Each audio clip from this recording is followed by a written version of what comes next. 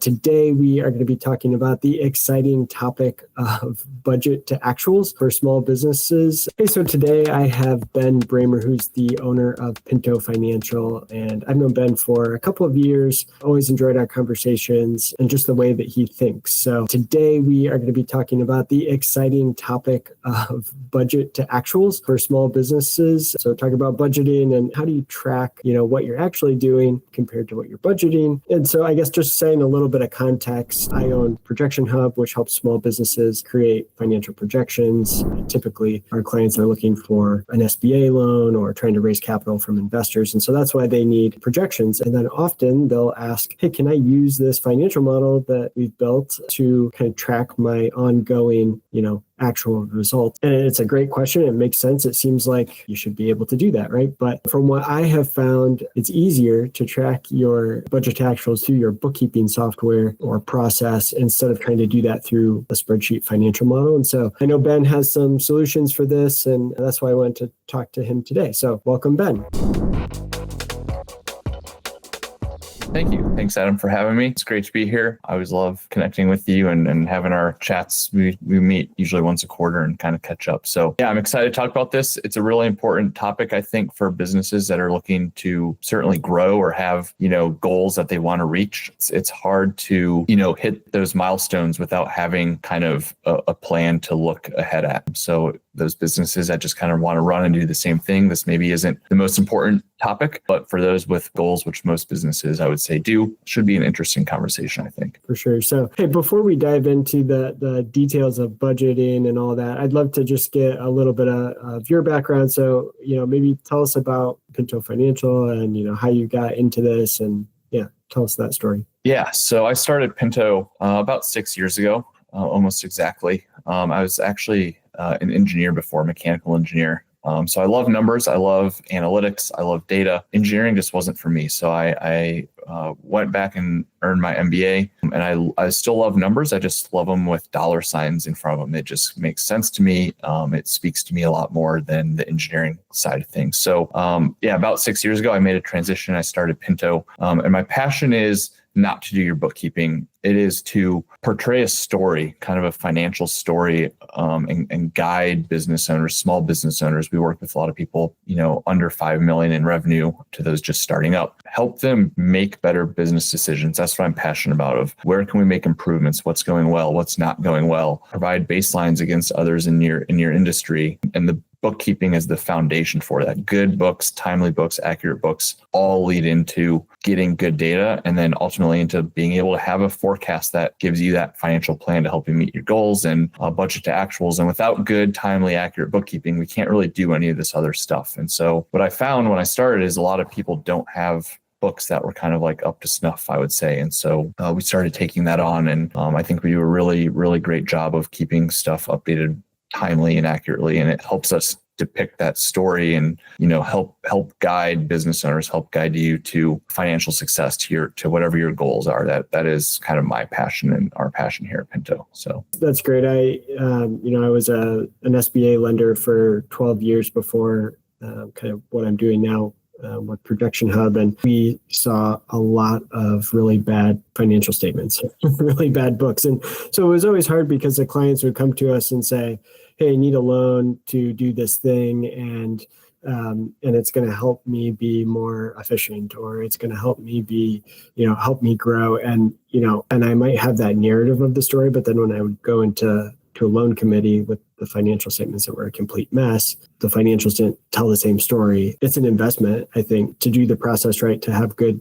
books. But if you don't do it, you're leaving opportunity on the table, because we had a lot of clients that probably were great businesses and could have gotten approved for a loan, but didn't get approved because the loan committee was scared by the mess of what they were seeing. So can definitely appreciate the value of using that as a good foundation to then hopefully make good decisions going forward. So let's kind of dive into the actual conversation a bit. So like I mentioned kind of at the intro, we'll build out a projection spreadsheet, right? And the financial model is just, in my opinion, not super well. It's hard to set it up well without a whole bunch of double entry, I guess, to track your actuals every month and visualize and see what's possible and how you're doing compared to your budget. And I think that probably that, I've seen that done in QuickBooks, and I think that's probably something that could be done. I think you may have maybe even a different, more custom solution to that. So maybe you could just share with us a bit about what your process is for helping clients who want to use you for comparing budget to actual. Yeah. So our process combines a few different things. So I've created, I guess, a forecast template similar to what you have. I guess the main difference between what you have and what we have is ours allows you to pull in your actuals as the year goes on, as the months go on. And those actuals compare against what you have forecasted or what you have budgeted for. And that's the biggest difference. So we still use a spreadsheet.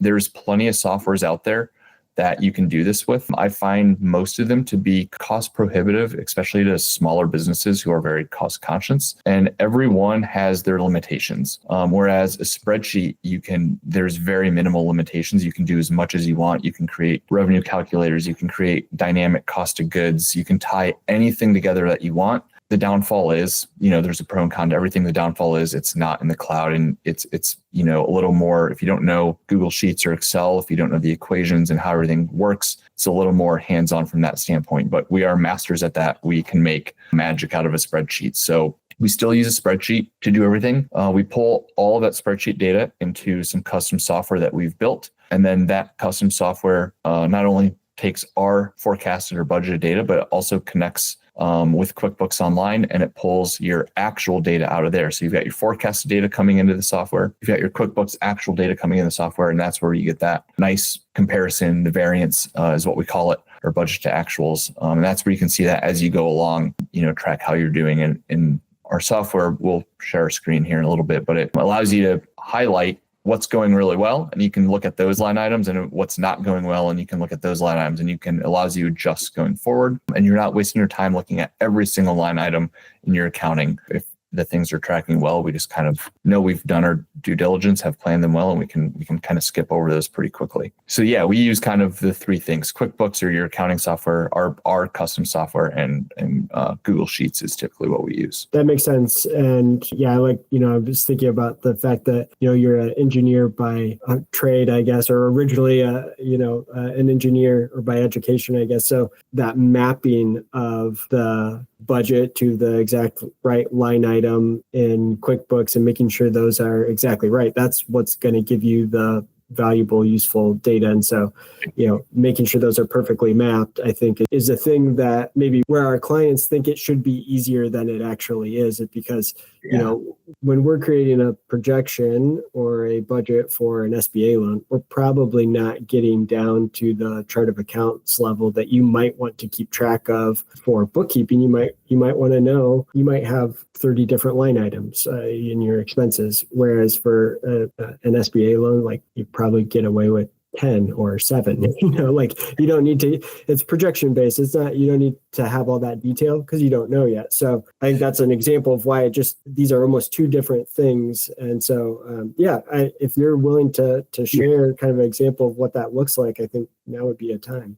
Yeah, I think to just expand on that too is we break things down in higher level buckets, which I'll show here in a second. And so we'll have an advertising bucket and a G&A bucket and a headcount bucket and a cost of goods bucket. And if those are all tracking well and your business is running fine, we don't necessarily go into the weeds of all 30 items, right? We want to avoid that as much as possible. But if we do have a problem, it allows us to then dive in and see what exact line item is causing us problems in our business, and let's go solve that problem. Right. And so we want to stay as high level as we can because that's the easiest place to be. But having mapped forecast to your accounting software is critical because it allows you to have that perfect one-to-one kind of talking back and forth, I guess, of, where exactly do your problems lie. But yeah, let me go ahead and share my screen here and I will pull up.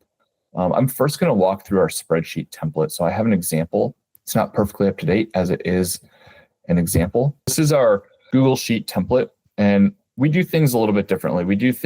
Typically, I should say, we do things a little bit differently. So we use the framework of profit first, which is traditionally you plan out your revenue, you plan out your cost of goods and your operating expense, and you get down to a net profit.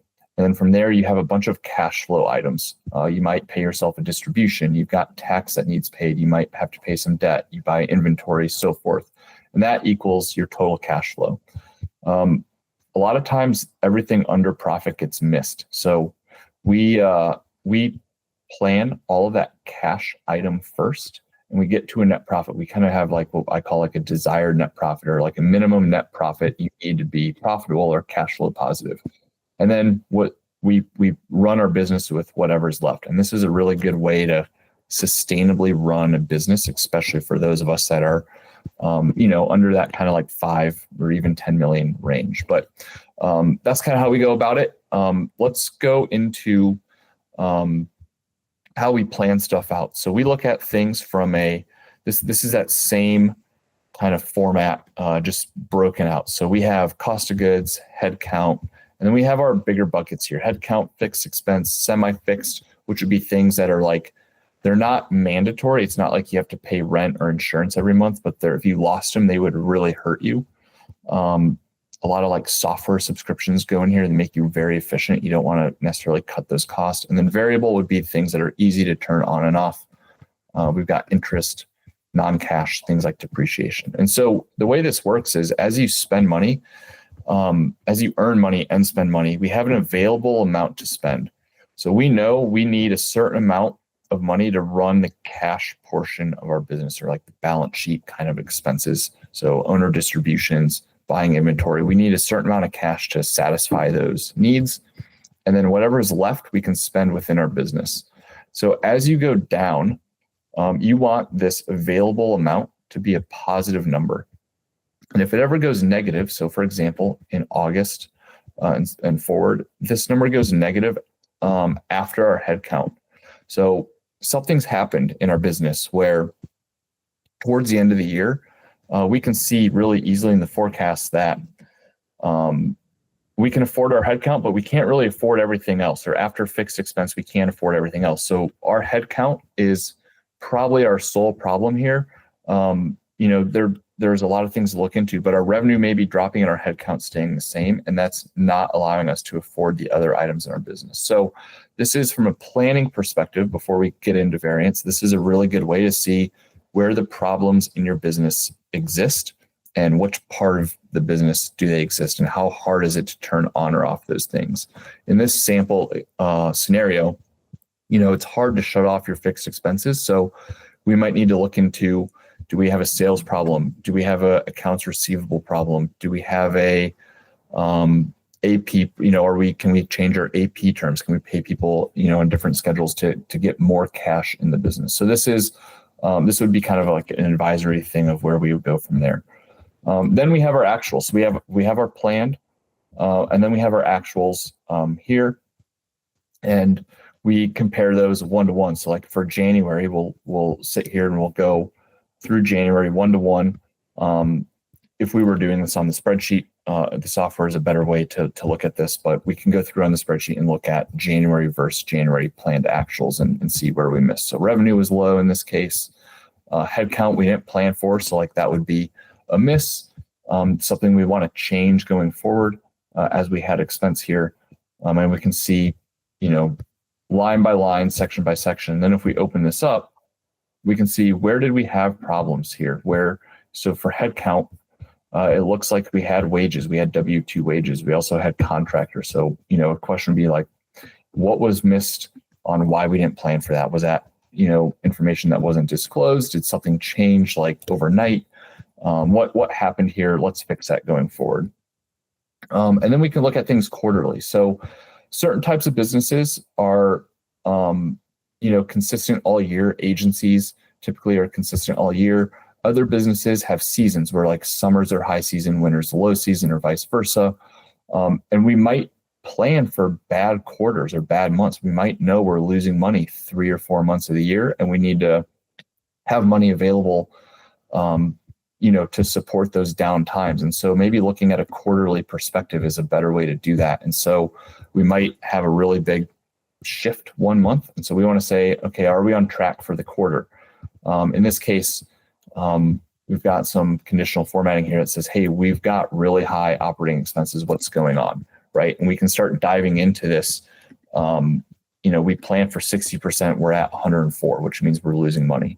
So this would say we need to go figure out our problems right away. Well, our head count is probably the biggest culprit here. Glaring scenario, obviously very easy example. Go ahead, Adam. I'm curious. Yeah. So I read that. I read that book, Profit First. Is it called Profit First, or that Profit First concept? Yeah. I'm curious how, from when the day you started Pinto, were you kind of using that profit first mentality, or did you learn that somewhere along the way and kind of then embed that into your entire business? Or I would say pretty early on. It wasn't day one necessarily, but it was very early on in the business. I read the book. It's phenomenal. I use it myself. It's honestly, it's a life-changing method if you actually follow it and actually use it. It works perfectly. However, there's a lot of things in the book that I think can be improved upon and don't necessarily fit for existing businesses. They don't work very well for existing businesses. And so the way we've gone about things, which is pretty detailed, I won't get into all the details on that, is it's more adept for businesses that are already existing and wouldn't fit well into the profit first methodology. It's a way for them to make that change without totally impacting how they're running their business. So it's kind of we use their foundation, we use a lot of their framework, but we have our own spin, I would say, on what they do. Well, even if you had an existing business and just, getting their data, their actual financial results into that format that you're showing, it's probably going to be really eye-opening the first time you see it. Once you're looking at that, you're like, oh, shoot, no wonder I feel like I don't have any cash, or because I can see it now. I see where it's going. So yeah, I love that. From a coaching standpoint, I think it's great. So yep. The spreadsheet is more of a planning tool. It's a forecasting tool. We want to see where we're going. We can see we've got a few charts and graphs in there. We can see what our plan looks like. And I'll share my screen once more just to kind of finish up on a few items in here. So you've got all this plan, right? It's a lot of numbers. We're here to guide you through it. You're not doing this alone. It's your plan with our guidance, right? We're here to walk you through it. We're here to challenge you. We're here to have suggestions, build this out for you and whatnot. And we break your business down into very specific categories. So we've got revenue, cost of goods, headcount, fixed expenses, semi-fixed variables, so forth, right? And in each of these, we have a base case of what is the most realistic path for our business. What are we doing today? How is that going to continue forward on a realistic case? We have a worst case scenario. So our base case, we're going to make $17K roughly a month. Worst case, we lose a bunch of revenue. We're making $5K. This is, extreme. And best case, hey, we're going to make $25K. And so when you do base, worst, and best for all of the planning scenarios, you're able to get metrics around that. And this is, again, an extreme example case just to show some differences, but we track. So cash on hand, how much cash do you have in the bank? Best case, it's going up and up and up. Worst case, it goes down, down, down. It goes negative, which might, imply, hey, we need to go get a loan. Base case, hey, we're running kind of between that like maybe 50 and 100K range, which is probably where we want to be. And then your actuals get pulled in, and this green line, which might be a little hard to see, is your actuals. So we're trending a little below our base case, but we're kind of between our two bounds of best and worst. So maybe that's okay. Maybe it's not. That would be, a case by case discussion. But this is a really great way to see how you're tracking against all of your cases going forward. So very good planning tool. We can throw what if scenarios in here and see how this affects everything, but that's not necessarily budget to actuals. So let's talk a little more budget to actuals. What does that look like, as time is going on? So I'm going to reshare our software here, and we have a tool that pulls in your P&L, and it looks just like this. So this would be for May 2025.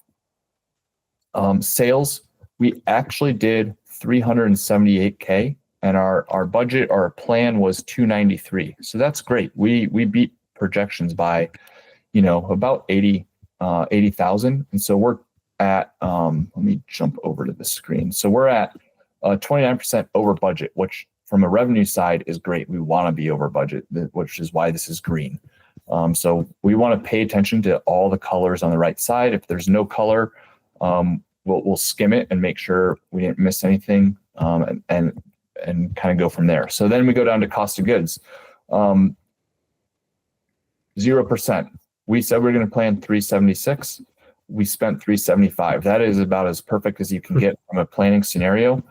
So we're not going to highlight this. We're right on par. We're going to say like, hey, we did a good job, and move on. We know our planning was really good. Our gross profit, since our revenue was planned to be lower, we thought we were going to lose money this month. We had a plan to lose money, which, we don't want to plan that every month, but some months that might be the case. We actually had a positive gross profit. So we flipped the script here by about $84,000, 103% over budget. Again, very good given the plan. Going down, you've got all these, you've got all of your items. We only care about the items that are highlighted. Green means we did really good. We spent under budget. So what we highlight here is anything that's greater than a 5% variance. I typically say if we're within 5%, we've done a pretty darn good job planning, and we can kind of continue that same, we're going to try to continue that same trend. We also have a dollar limit. So you'll notice this is more than 5%. But the dollar limit here isn't that significant. We're talking about $50, $55. We don't really care about $55, especially in a business that's doing a couple $100,000 a month. Yeah. So that's why that negative 86% there is for meals and entertainment doesn't show up because it's immaterial. It's immaterial to this business. So yeah, $750 limit in this case. So we want to know anything over $750 variance in a given month. We want to know about. This is not within that. This is about a $650 variance. So, and can you set that materiality level? Yeah, per business. We can per client. So we can, if a client has bigger bounds or lower bounds, we can set that per client. And so we want to give them some wiggle room to operate somewhat freely and not like be stuck to $750, hit it or this will be red type of thing. So this allows us to say, hey, we were within, reason, high or low. We're not too worried about, a couple bucks in this case. We're not going to highlight this. We don't need to worry about that. We're within our bounds. If we spent, $2,000 here, this would be red and it said, hey, we're over budget. And there's a red example here down below. So like in this case, insurance, we had a pretty big amount here and it didn't happen. So this would be a conversation with the client of like, hey, did this get pushed to the next month? Is it not happening? What's going on here? We want to make sure we account for this properly in our forecast and the cash can support it. So there are times where, even good things we'll ask questions about.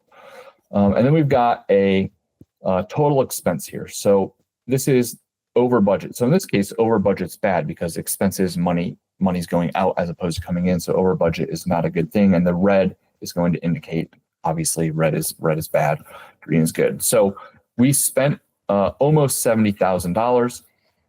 We had a budget of $47,000. What went wrong? We didn't see any red along the way here. So why is this so out of whack? So then we might need to go look at the items we didn't budget for. So something may have popped up that we weren't really expecting. And if you look here, there's a commission and fees line item. So we spent $35,000 on commissions and we didn't plan for it. That's our difference. And it's not highlighted here. So this is kind of where having, someone like us on your team looking out for things like this is very helpful. Is this a one-time thing? Is this going to be recurring every month, every quarter, every year? What's going on here? This raises a lot of questions on why this was missed. And we need to make sure that's planned for going forward. If this is a monthly expense that just popped up and is going to, happen going forward, that's going to be a major cash flow hit. And we need to understand that, and the forecast needs to support that. And we need to make changes to the forecast if it doesn't support it, basically. But this is a way to really pick out the high level things in your business that are going well and are not going well. So we had a profit. If you go to bottom line, we thought we were going to lose $130,000. We ended up only losing $63K, which is about 50% better than planned. So this is where budget to actuals makes the biggest impact. You can tell me you're going to lose 100, or you can tell me you lost 130K, or I'm sorry, 63K. Adam, let's say your business, you're like, hey, Ben, I lost 63K last month. You're like, man, Adam, that's not good. You need to figure something out, right? Like, that's not a good number to like go brag about to your friends, But if you told me your plan was to lose 130K and you were able to subdue that loss down to only 63, that's a completely different reaction I have, right? Like that tells a completely different picture. And I think, going up to revenue with that same scenario, like you could tell me you made, $200,000. I'd be like, wow, it's a killer month. That's a great job. Like, let's keep that rolling. But if your plan was 293, all of a sudden 200 doesn't sound so good, or 378 sounds very good when your plan is 293. So this gives meaning. The budget and the variance gives meaning to all of the numbers going on in your business. And that's super impactful. This number, although it looks really bad, as long as that's a limited month and it's not an ongoing problem, this is a really good outcome to what was, a really bad month, right? And I think that's super important, and that gets overlooked by every business that does not analyze their budget to actuals. Every business, for the most part, is going to have a month that just doesn't, meet their expectations, and not having a plan to put some guide rails around, really hard to like tell them if it's actually a good or bad month. So I think that's a really powerful way to kind of analyze the numbers in your business.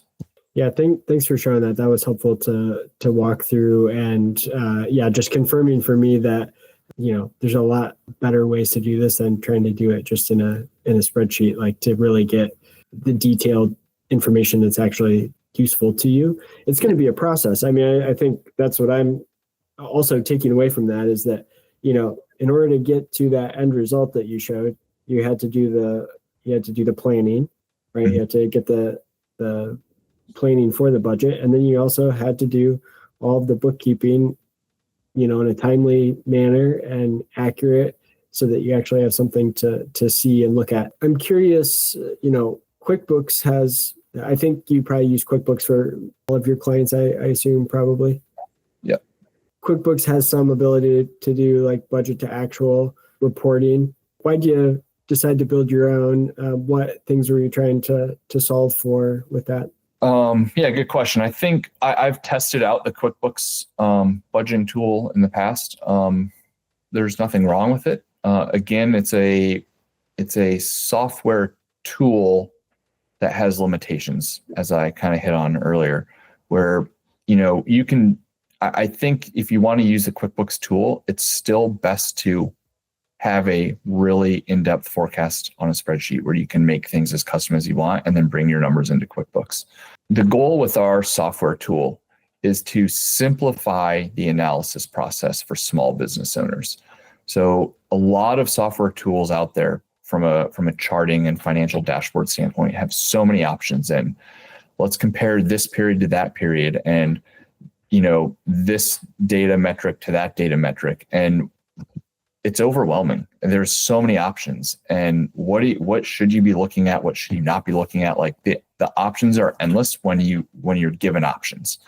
And in our software, we don't give options. We have a dashboard that is fit for your business, and there's no switching this or that and comparing this to that. And what if I look at this? And it's supposed to simplify what you're looking at and drive decision-making based off of key metrics that are important to you. And we try to not overcomplicate it. Small businesses don't need overcomplicated. And it's kind of our goal, is to just simplify what you're looking at and let us help you kind of advise and guide down that path, as opposed to you clicking 1,000 buttons and getting lost and frustrated. Can you kind of describe what, if a client said, hey, we want to have your team help us with the bookkeeping, but also help us through this budget to actual process? What does that look like? Do you have is the client doing all the budgeting work and then bringing that to you? Are you doing a day-long session with them to help them through the budget? And then I guess kind of once you've got the budget planned, what's your involvement in terms of, meeting with the client on a month-to-month basis? Are you kind of forcing that, like, hey, we're going to meet and review, or is it like, we'll send you the report and you can review it on your own if you want, or, I'm just curious what your process is there. Good question. So we typically like to get our feet on the ground with your bookkeeping first. So the bookkeeping tells the whole story. And when you hire us or when you hire anyone, it's fresh eyes coming into your business, and that person doesn't know your business. They don't know how you operate. They don't know what's going on. It's like hiring a new employee, and we try our best to act as a partner and resource in your business. And we need time to understand the ins and outs of your business. We do an onboarding with you. It takes usually 1 month, 1.5 months to kind of do that. And it allows us to get to know you, the business owner, and just understand the flows of your business in and out. And it's really helpful. And so we try, for those clients we do, forecasting, budgeting, variance with, we try to not do it right away. I think it's more harmful to do it right away. It's better for us to understand everything in your business and then be able to advise you on more strategic functions. So that's kind of the beginning of our engagement. We work with you on your forecast. We do not put a forecast together for you and say, Adam, here's your forecast, follow it. That's not really, I don't find that to be helpful to small business owners. They need to be able to hit the targets we're setting. It needs to be their goals that we're trying to reach, right? It's not our goals for them. So it's, while we do a lot of the editing and we put it all together and we're doing the equations in the spreadsheet and we're managing all of that, it's very much a call like this where we're talking for an hour, 2 hours, or we're doing multiple sessions over the course of a week or a couple of weeks to put that forecast together. It does the initial upfront time from scratch. It takes a fair bit of time. It takes involvement from us and you as the client. As you know, you put forecasts together. They're time intensive up front. And then we meet once a month over Zoom. I like to say in person, but Zoom in person. And we go over the forecast. We go over your variances. We go over your budget actuals. We go over, what went well, what didn't go well. We look ahead. We make changes to the forecast if we missed anything. So like in the example, there's that big commission thing, which is an easy example. Did we miss anything? What do we need to update? And we just get a baseline every month and make sure we're staying to our goals, staying to our KPIs, and pushing forward in a sustainable manner that makes sense to the business owner, most importantly. That makes sense. I feel like this has been really helpful, and just being able to visualize and see, what a good budget to actual process should look like, or what is possible to do, and just the level of detail involved. I'm going to switch gears just a little bit because this is more of my own curiosity. I know from our previous conversations, you talked about some custom software that you had put together for helping with the bookkeeping process. So this is kind of outside of the budget to actual, but in the bookkeeping process, there's always this tricky 10% of transactions or whatever that you might not know what they are. You didn't swipe the credit card at this location, so you don't know what this is for. And then there's are you tracking receipts, or how are you determining what these transactions are to make sure that in order to get the budget to actual right, you got to get the actuals dialed in. So just curious if that's something that you guys are still doing, and in my conversations before, you had a kind of a unique take on how to do that. So I'm curious. Yeah. So, with a client that has existing history, whether they're new to us or not, history is very helpful, and it allows us to do most of the bookkeeping without the client involvement, which is the goal, right? They're hiring us to do that work, and we want to do it as best as we can without their involvement. But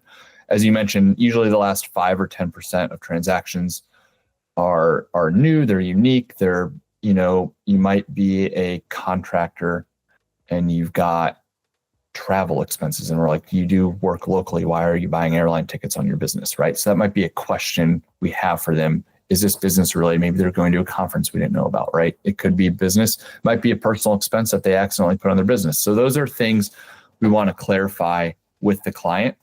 And the common way I feel like a lot of bookkeepers, accountants go about this is they send an email and they type all the transactions out. And you've got a ton of emails. It's a ton of time. It's a ton of work. Or you have a spreadsheet for every client. You, again, have to like manually or semi-manually populate the spreadsheet, send it to the client, wait for a response. It's just a lot of work, right? And when you've got a fair bit of clients, it adds and adds and adds and adds. And then you have to go find those transactions in QuickBooks or the accounting software and manually update them once you get a response on what they were, which is even more work. So we were like, there has to be a way that software can solve this problem or solve a lot of this problem. And so we've built a tool to basically, we can tag transactions in QuickBooks. We put them to a certain category. Uncategorized expense or uncategorized income is a common category, or like ask my accountant would be one, or ask the client, I guess in this case would be the category. And once we tag them to that account, those transactions will pull into our software, and then we're able to push an email to the client saying, hey, we've got transactions that need a review. Can you fill these out? And then they can fill them out, and we can automatically sync those transactions right back into QuickBooks. We don't need to go find them. It's very seamless. I'll show you a quick example. Give me one moment just to pull up a example of one. This is a thing that is probably only exciting to those who have had to do this kind of bookkeeping for multiple clients in the past, but I have done that. And so this particular topic, I'm like, man, this is good, because when I was a lender, we'd help clients with bookkeeping through our technical assistance services. And so, I used to do 10 different accounts, and it was like, oh man, I don't have time to be asking every client about every little thing. Yeah. And then, following up with them. And so here I've got an example pulled up here. So this is also within our same software tool. So before we were on reports, now we're on uncategorized transactions. So these were tagged to like uncategorized expense, for example. It pulls these over exactly. So these are like Amex transactions that don't match a banking transaction within their business. So like, did the owner pay with a personal checking account? What happened? We just need some insight on what happened here. It shows when the date was, it shows what account the money came out of. It shows the amount, shows, was it an expense? Was it a deposit? So what type of transaction. These are all positive amounts to make it a little bit easier to read. So you need to know, is it a money out, like an expense, or money in, like a deposit? It also will say like check or credit card credit, which would be like a refund. So then as the client, you can come in here and you can select an account if you like, and you can type in here too. You can say like office supplies or something. And you can, this is optional, and you can type a note, which is mandatory. So this might say like personal credit card payoff. And you hit save. Now clients don't have the sync to QuickBooks access. That's only the accountant has that. And since we're the accountant, you can see it here. So they'll hit save. We get notified right away, like instantly. We get notified that, hey, a client updated a transaction. And then we can go in here and review everything. And if we agree, if we agree this is office supplies, we can hit sync to QuickBooks, and this transaction automatically updates in QuickBooks. It takes a tenth of the time, as opposed to sending emails and spreadsheets back and forth, probably even less than that. It's very simple to do. That's great. I love seeing that, how that actually worked. I heard you describe it before, but just seeing it is cool. Yeah, it's really great. And if I jump back, I'm going to go back real fast. One more thing to point out. Let me just get back there fast. There's one more feature in our software that is more on the budgeting and forecasting side. And it's so everything we were looking at that I shared from our software, it's looking back. So we're like, right now we're in June, and we're looking back at a May data. So we're looking reactively at data. And part of the purpose of forecasting is to look proactively. You want to look ahead, right? And so we do pull in some proactive data. We pull this one up. So this is live data to QuickBooks. And this shows what you have for this month. What is your plan for this month from an income standpoint, cost of goods, and expenses? So income, we want to pull in about 450K roughly of income, or invoice 450K of income. And so far to date, this is live QuickBooks data as of right now. We've done just over 100K. So we're, probably not even 25. We're not even 25% there. We've got quite a ways to go, and we've only got about 10 days left in the month. So we know we've got a lot of invoicing in the last 10 days, or we're not going to hit our goal. One of the two, right? So this says we're way under our target of about 350K. Cost of goods, it breaks down every line item that you plan for, and that has money tied to it in QuickBooks. We're going to spend 325K. We've spent about 100K, which is about a third. This line would represent about a third. And then our expenses, we plan for about 40,000, and we're over budget here. So we've spent about 60 of our 40. So we know these last 10 days from an overhead standpoint, we need to get pretty lean, and keep spending to a minimum. We obviously have some wiggle room here in the cost of goods, but that's not the point. If we can't operate sustainably, we're going to be in trouble long term. So this would say we need to probably check something. This is going to say we've got some overages when we look at our budget to actuals when we close out June. So, and then you can come down here and see where you had issues. So insurance liability was one. We didn't have a plan for it. And we spent 13K. So this would be, one big problem, couple bucks over, so forth. In order to make that report useful, it means you're kind of doing, I think, some kind of real-time bookkeeping, right? So if I look at that, I could say, maybe we're behind just because there's a whole bunch of, the month's not over, haven't categorized transactions yet. So I'm curious if is that something that you guys do, that if a client said, hey, we want you to be doing this every day or every week, be in here doing transaction level detail versus a lot of times I think of bookkeeping as it's a once a month thing. After the month is closed, then we go in and we do everything for the past month. Yeah, I think it depends on the client and the size of the client and their needs and their wants. And so a lot of our forecasting strategy clients, it's more hands-on. And if you do your books once a month, you're probably missing stuff along the way, and you can't move fast enough if you do things once a month in a lot of businesses. So most of the time we go in at least once a week and update QuickBooks.